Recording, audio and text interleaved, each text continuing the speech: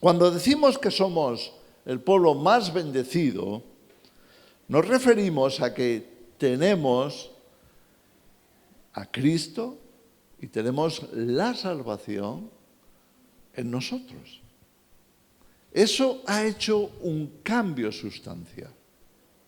Se ha producido un milagro, el milagro de la nueva vida en nosotros. El cambio que Cristo y el Evangelio trajeron a la tierra es darnos la oportunidad de pasar de muerte a vida, de pasar de lo terrenal a lo celestial, de lo temporal a lo eterno, de una vida vacía y sin sentido a una vida de gloria. Esto es virtud, capacidad del Evangelio, que cuando lo recibimos en nuestra mente y en nuestro corazón, le estamos dando a Dios la oportunidad de producir ese cambio, el cambio de una vida nueva. En 2 de Corintios, capítulo 5, vamos a ir un momento ahí y escuchar las palabras de Pablo.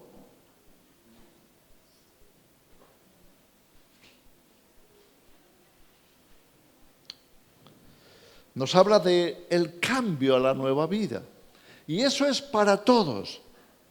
¿Sabes? Algunos o muchos judíos en la época de Jesús pensaban que lo que Jesús estaba anunciando era una prolongación del judaísmo, que era una continuación mejorada de lo que había sido la fe judía, el Antiguo Testamento.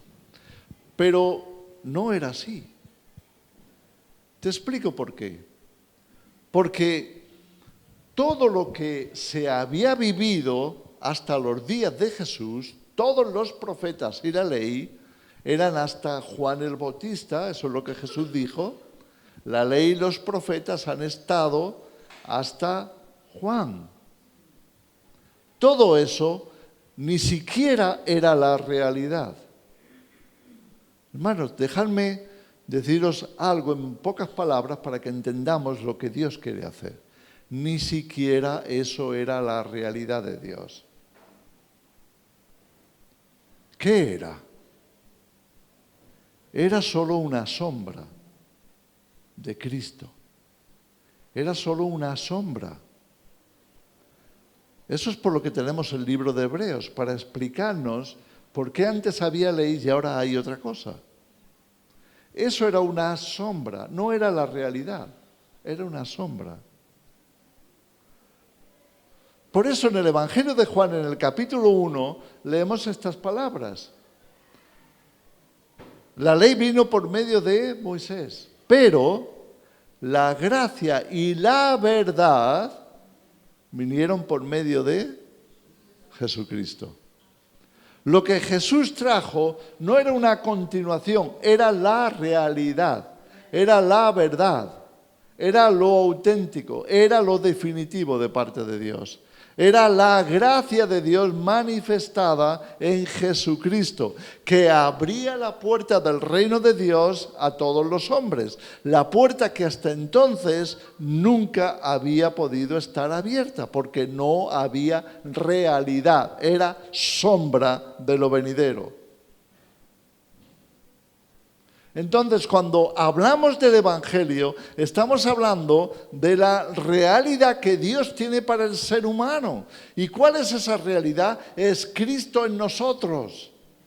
Es Cristo viviendo en nosotros. ¿Cuál es esa realidad? Es la nueva creación que Dios tiene para que el ser humano adquiera un sentido eterno, un sentido de gloria eterna, que no lo tenía, no lo puede tener sin Cristo. Así que cuando Dios nos llama a predicar el Evangelio, nos está llamando a darle la oportunidad a cada ser humano de tener ese cambio total, ese cambio absoluto que significa entrar en Cristo.